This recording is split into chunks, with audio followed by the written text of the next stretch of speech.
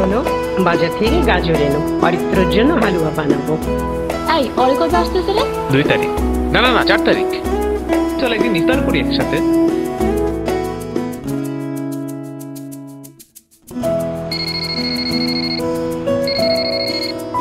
হ্যাঁ অরিত্র, বাবা এবার এসে তুই কি কি খাবি বলতো, বাজার থেকে সব আনিয়ে রাখবো। শোনো মা, একটা ইন্টার্নশিপ পেয়ে গেছি, কিন্তু ওরা 4 তারিখে জয়েন করতে বলছে।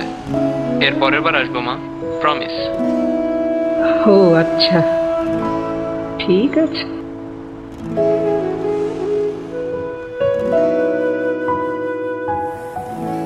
এই দোস্ত, অরিত্রটা কি বলতেছে? ওনাকে এবার আসতে পারবে না?